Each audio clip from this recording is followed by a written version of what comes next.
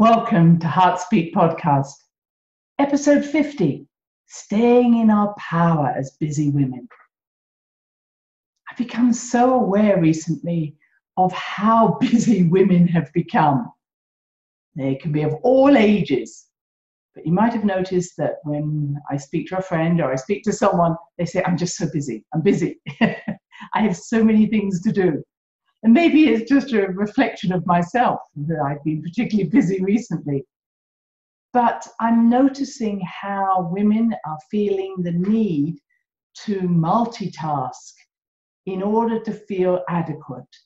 So this busyness is not just merely activity, enjoyable activity, something that you're doing. Many times I'm seeing and hearing women saying, I have to do this, I have to take care of that person, I need to do this to be successful. And it almost feels as if we're on a hamster wheel running and sometimes not getting where we want to get to. Now, this is fine. This is not to say, stop. This is much more about saying, what are you doing that is true to you as a woman? And what are you doing true to yourself as a mini man? Now, you might say, what's the difference? Well, we live in a more male-orientated society. We know that being successful, it's about doing, about moving, about changing, about showing your success. And that's not the feminine way. The feminine is much more about being and being magnetic, bringing into yourself rather than moving out of yourself. And what's happened is that women have lost the way because we don't have role models to show us what it is to be a powerful woman. Now, you might be jumping up and down and saying, I know what it is to be a powerful woman. I am it. Or I know the role models that I would say, yes, that's a powerful woman. So if you were to say, I know powerful women in my life, what are the qualities that you give to someone who is powerful? What do you see in them that makes you think, yes, this is a powerful being in my life? Is it because they are caring, nurturing, graceful, powerful in their own beingness, intellectual, powerful in their physicality, sexual, sensual? What is it defines in your mind a powerful woman? Now, you may well say, well, I see women who have reached the top of their profession as powerful. I see women who have succeeded against the odds. I see women who are equal to the men in the world. All of those things, I'm not denying, are signs of power, but they may not necessarily be signs of your feminine being powerful. And I would like to make sure that we don't get out of balance with ourselves as women, because there's one thing that is inherent in every woman, and it is that we are rhythmic. We go through cycles, whether you still have periods, whether you have periods only based on a patch or a pill, but the cyclical nature is like the moon. And I'm sorry to say you can't get away from that if you wanted to. We're also like Mother Earth. She goes through her seasons. So what I'm saying to you is, you may say, I can work at this pace 24/7 every month without stop. But I'm sorry, but your body can't. Your psyche can't. Your physiology can't. It's not the way we are made. We are made to be rhythmic. We are made to be curvaceous. And you say, what does that matter? Well, everything curling, everything cyclical is the way we're made as well. Our uterus, our breasts are curvaceous. Mine are. And what I'd say to you is, if we just look at that rhythm, the rhythm that I have described before, which is whether it's your period, or you still have periods, or whether or not you focus on the dark moon, the dark phases of the moon when you can't see the moon for 3 days around the new moon. It's that period of time that's our most powerful. And it's very interesting that women are more powerful in the darkness, in the mystery, in the unknown, in the chaotic, in that which cannot be seen.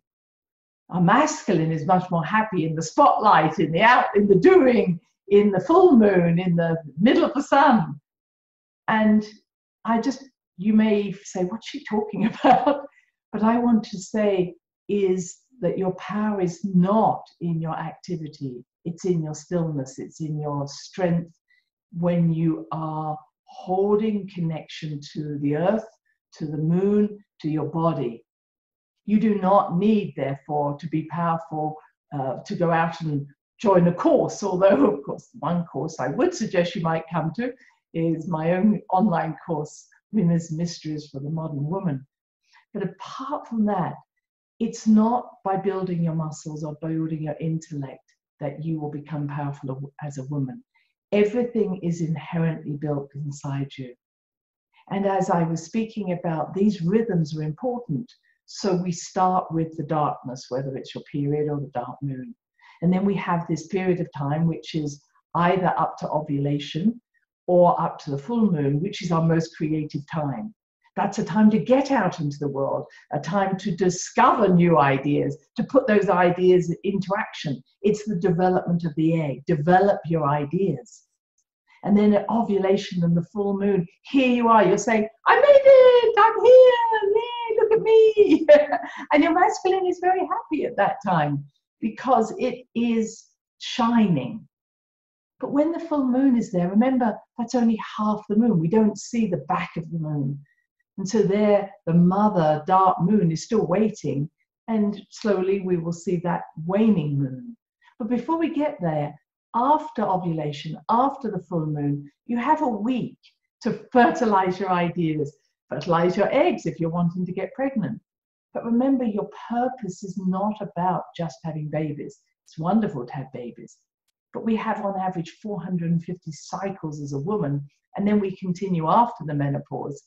And so, yes, you may give birth to babies, but every month, whatever your age, after the age that you start your periods, you will continue to have the ability to give birth to a project, an idea. So in that week after the new moon, the full moon, or after ovulation, you want to be fertilizing your ideas. In other words, maybe you want to put your ideas onto social media. Maybe you want to invite people to hear what you're doing. Maybe you'll be more sociable, more charismatic, more flirtatious in these times, because this is the time when you really want to bring your ideas not just into your head, but literally birth them. Maybe you make contact with people who say, oh, I'll help. Literally, they have a lightning rod or a piece of lightning, an idea for you, and it expands your ideas beyond what you had originally thought.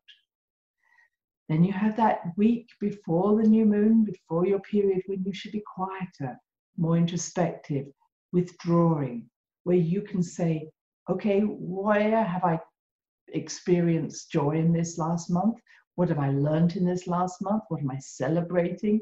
What have I learned about myself? And what am I wanting to let go of? So that last week before the period, before the new moon, is not a great time to start a project or to get out into the world. Maybe you even tell people who you usually visit, you'll say, I'm not going to come for another week. I'll come after I've had my period or after the new moon. Now, again, you may be listening and saying, well, that takes a lot of effort. It doesn't. And all I'm asking you to do is look at your rhythm, look at how you may get out of rhythm and how you may be pushing yourselves during a period of time when you need to be quietening down. Or maybe you're quietening down when you need to be pushing yourself. It's no wonder that women are probably getting more depressed, more anxious, rather than less so, because we're out of rhythm. Does that make sense? It's as if somebody else is beating the drum and you're following that when you really need to follow what feels right for you. And that's why it's in your body. So when you're out of touch with yourself, especially in that week before your period or before the new moon, you might find yourself getting agitated or exhausted or just leave me alone, get out of my life. And it's really because those feelings are accurate to what you need in that moment. So yes, you may have PMS, but your PMS is actually not a symptom to be treated. It's a sign that you're out of balance. Hope I'm making sense here. So one of the first things I say is, yes, be powerful, yes, be busy, but look at, am I being busy, across the board, 24/7, when I really need to be in a more cyclical pattern? The next thing I want to say to you, and I'm going to give you some really helpful tips to help you in the immediacy of your busyness, but I also ask you, why are you being busy? I need to, Christine, I need to. I have a mortgage, I have payments, I have children to put through college. Okay, so where are you feeling that you can't let go? Where are your duties, your responsibilities causing you to get into a place where you can't change? You're fearful. And that is one of the reasons why we're seeing so much heart disease in women. We've got into that same place that the men were in 50 years ago, when they would say, I can't change my life because. So you are limiting your life by saying you're limiting your joy because you're saying, I have to do this, I have to do this. Now, again, you'll say, well, it's easy for you to talk. Well, it might be easy for me to talk, but I'm saying to you is, every time you say, I should, I must, I ought to, or if I don't do this, something's going to happen, you are limiting your creativity, limiting your productivity, and you are leaking energy. You can never be powerful enough, strong enough, when those energies are working through you. Make sense? So what are you doing? Why are you doing it? Has to be asked. And who's driving the bus? Who's driving the show? If you're self-employed and you're so busy, then how come that's happening to you when you're the one that controls your calendar or your diary? Do you know how to have healthy boundaries? And this again is one of the issues that I think women have more than men, is that if you've got children, if you have a partner, if you've got parents you have to take care of, you've got friends you love, if you've got work people, it is much more common for women to see their need to help other people. Much more common. We are programmed to help other people, especially if they're suffering or they're needing help, or because we are so sensitive to their emotions. When someone is unhappy, we tend to want to step in and fix the problem. Because if we can fix the problem, then they'll feel happy and we won't feel so bad. Make sense? So again, I'm not asking you to not take care of your parents or not take care of your children or your partner, but at what level are you doing it? Because A, you may not be able to handle the emotions that they're expressing, i.e. they may be unhappy and you feel that it's your duty to make them happy. Or B, you feel guilty maybe, especially with your children, because you are busy. Oh, I'm so sorry, I'm so busy, I haven't got time for you. And so I've got to actually give extra time because I feel guilty. Now, I want to say I see women having every right to be working mothers, working wives, working daughters. But if we're going to do that, we have to be kind to ourselves. So it isn't a case, I believe, of I do my work and then I take care of other people. Because where are you in all of this? What I know so clearly is how difficult it is for women to put themselves at the top of the priority list. To say, right, these are my needs and then everybody else comes after that. Because that's not how we're taught, it's not how we're supposed to function. But unless you take care of yourself, I know it's a cliche, you can't help anybody else. And taking care of yourself is actually putting you back in the role that you came here to do, which is not merely as a caretaker, it's as a spiritual leader. 3,000 years ago, women were the spiritual leaders. Men were the physical leaders. And we worked very well together, harmoniously. What does it mean to be a spiritual leader? No, it's not about going and joining a church or taking up a religion. The spiritual leader is the one with the insight, who sets the intention for the month, who sets the focus. And the physical leaders go and do it. So the women in the past have always been those who have been able to have the bigger vision, to see what's right for the next 7 generations, to know where changes need to happen, to know when to say stop we're not doing that, or that is not acceptable.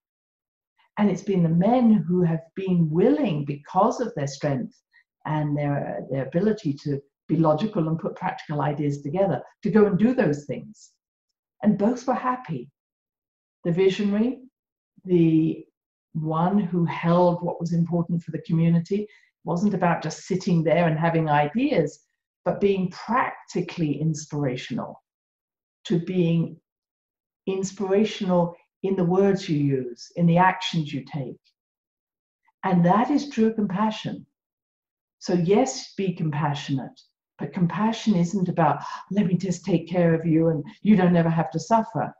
It's about, what is the most compassionate thing I can do in this moment? What's the most wise and compassionate thing I can do? In other words, when women are in their center, in their power, their intuition is really strong. They speak from their heart, they speak from their third eye. When we get busy, we're being driven by our solar plexus that wants to achieve and wants to be seen as okay. The solar plexus is always about, am I okay? Am I getting enough approval? And our base chakra that has a fear of being insecure. And therefore we're driven by the base chakra, the adrenal gland, solar plexus, keep going. And the throat chakra that says, oh, I've got to do more, I've got to be more. What should I do next? The thinking part of us. Does this make sense to you? So what am I suggesting here?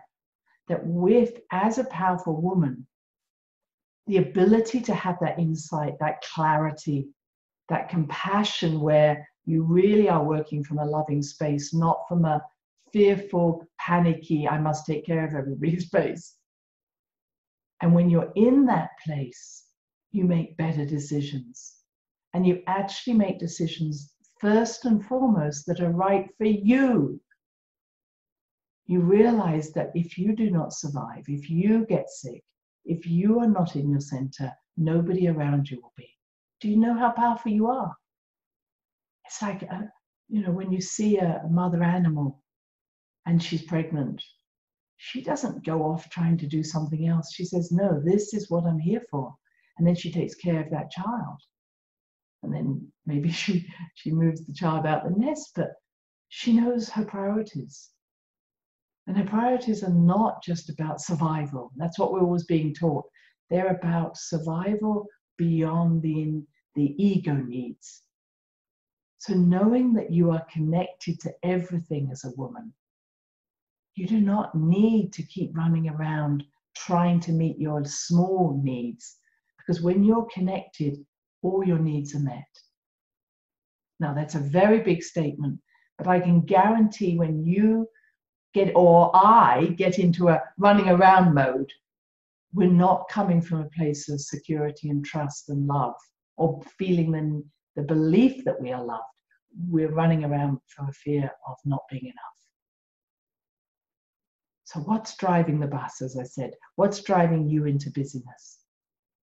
And is your busyness feeding you as a woman, or maybe only feeding your masculine for a few moments before you need another fix? So let me give you some ideas of what I suggest you start doing to be able to bring yourself back into the center, even in the midst of busyness. I've already talked about getting back into rhythm with yourself. That's a much bigger story in terms of I want you to practice that every month. But first and foremost, our masculine breathes in, our feminine breathes out. So if in doubt, breathe out. Yes. And as you breathe out, and I work with a lot of people and I ask them to breathe out and I see it's all up in the throat. When you breathe out, make a sound. And to keep doing it. And usually I suggest counting in on the count of 3, out on the count of 6.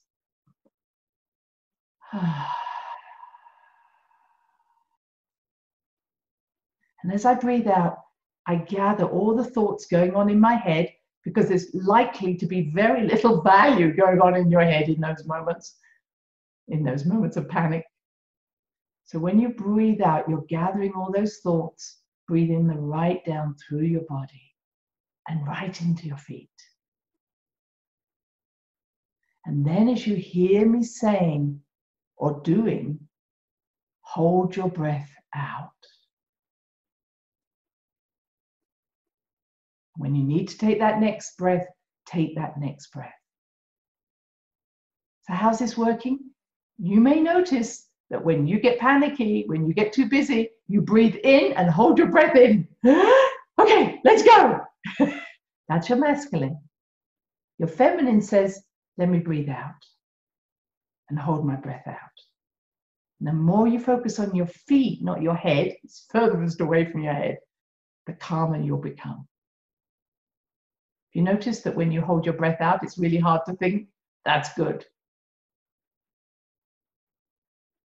Second, lean back, not lean forward. Feel the energy change. If I lean back into my chair now, I'm leaning back into the arms of my soul, into my heart. If I lean forward, I can almost feel myself getting busy. My solar plexus is activated, my throat chakra is activated, everything's activated. Lean back. I become calmer. And if you're standing, obviously don't fall over as you lean back, but lean back on your heels. You'll actually find that you make better decisions leaning back on your heels, leaning back in your chair. It's almost like the back of your mind starts to become activated, back of your heart, rather than the frontal lobe. We don't need that activated this time. And so even if you're doing this sitting on the toilet seat, just do that. Lean back, not too far. Breathe out. And what you're really asking is, what is the wisest, what is the most compassionate thing I can do in the moment? And what's the best thing for me? What will give me pleasure? What will nurture my soul? Believe me, your nurturing comes top of the list. Now, to go a bit deeper, I've spoken before about how we became disconnected from the earth. Your power comes from the earth, not from the sky. You're breathing in and looking up to the heavens. That's not going to help you. Breathe out. And you've heard me speak about, imagine that you have magnets on the soles of your feet. There's an even larger magnet in Mother Earth. And she's pulling you into her. And then develop roots from the base of your feet, from the soles of your feet. And let those roots go in all directions, from the side, deep. And then most importantly, imagine that the soil of Mother Earth surrounds your roots, supporting you with nurturing energy, but not suffocating you. I hope that feels good if you're doing it. Hope you're doing it in a safe place. You're not driving at the time. Should have mentioned that. But the fact of the matter is, even if you were driving, rooting yourself helps you to be more centered, more still. And that connection with Mother Earth is so important. My experience is, if you had a poor relationship with your mother because she either dominated you or suffocated you or tried to take over your life, or she didn't support you, you felt rejected or abandoned, then you will have difficulty rooting into Mother Earth. And the exercise I have just taught you will help you absolutely so much. So even if you just did that, even if you just put roots into the earth and felt yourself merging into her, you will become more powerful. Because the fear that you have that comes from insecurity, not being enough, not fitting in, not belonging, oh my God, I've got to work harder, all comes because you're not rooted. That comes from the base chakra. I've mentioned before how the base chakra energy, the kundalini, got cut off from the dragon energy under your feet. So when you reconnect your base chakra to your root chakra, 9 feet under your feet, 3 meters under your feet. And you actually allow those roots of yours to be settled in Mother Earth, you will find yourself being still. And again, calmer, more in rhythm with yourself. Now, people around you may say, come on, we need to do this. I've just got to ask you, in those moments, why would you be driven by other people's intentions?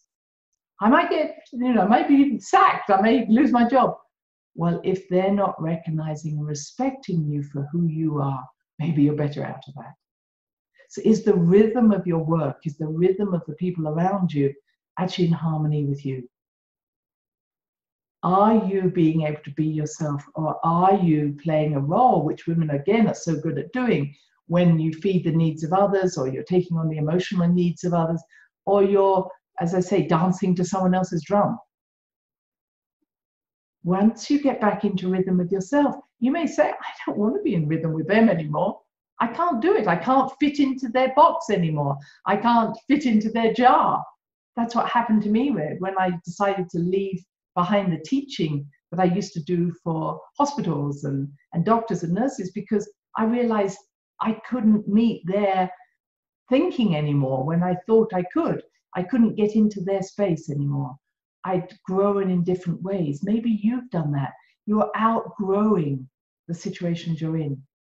And the drive that most people are driven by, I must say, which is fear, you don't want to play that game anymore.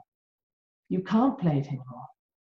Because when you're connecting the way I'm suggesting, leaning back, breathing out, connecting to Mother Earth, you realize you now are actually connected to something much bigger. You're no longer so fearful. You're trusting love.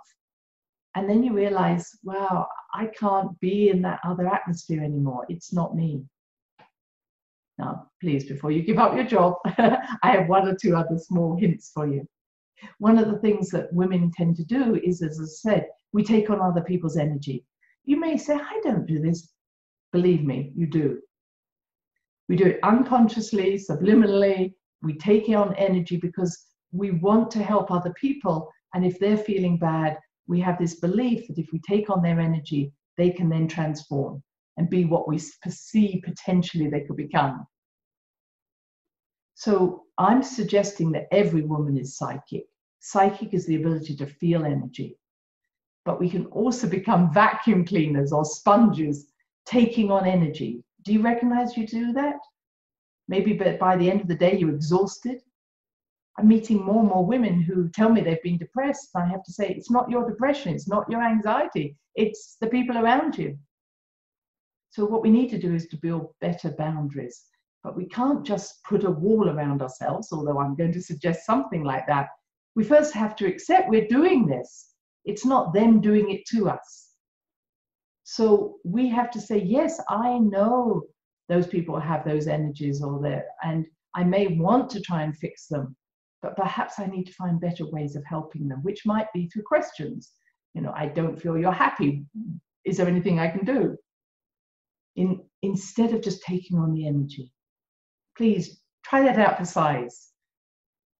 I don't want you, as I say, to feel, oh my goodness, these people around me are wrong for me.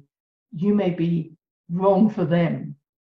And once as a woman, you realize that it isn't your role to just walk around and vacuum clean everybody's energies, you again become more in your center and more powerful. So here's one of my almost last suggestions for today. Imagine above your head is a beautiful silvery full moon, watery silvery full moon. And what I want you to do is to bring that silvery watery moon all the way down through your body, through your head especially. So that what happens is that everything that you've taken on that is not yours, you breathe it out. It's again part of the breathing exercise, but this time you're cleansing.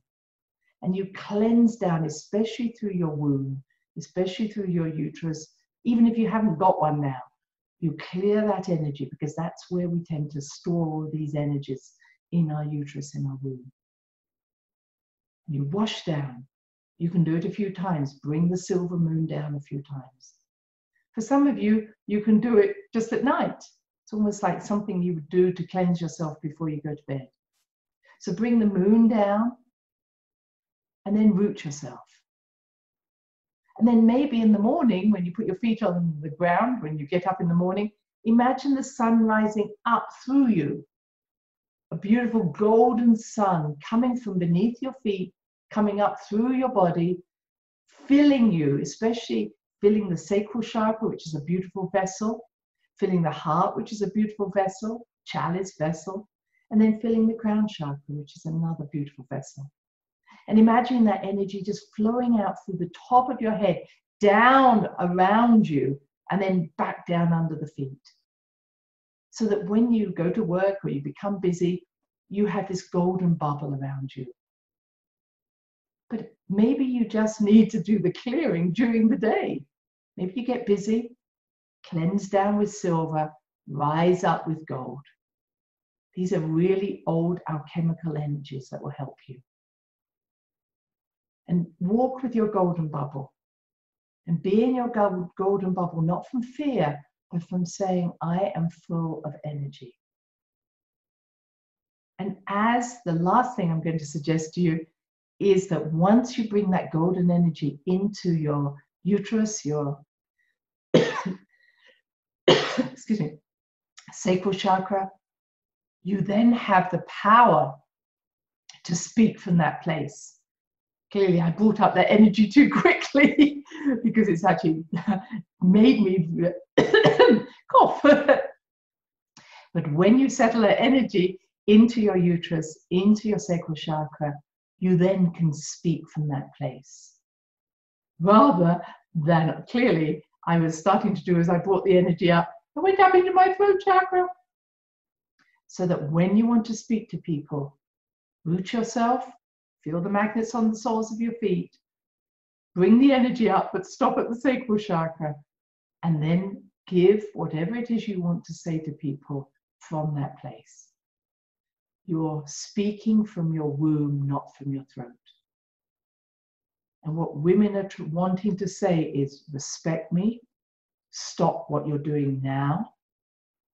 I will not be knocked off my cycle. I will go through my cycle in a healthy way.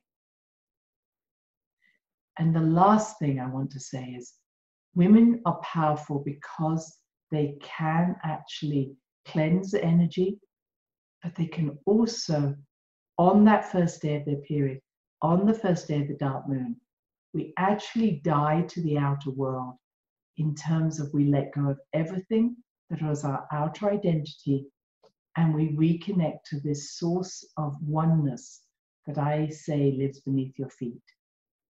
It's almost like Mother Earth connects to everything that has ever been on this planet.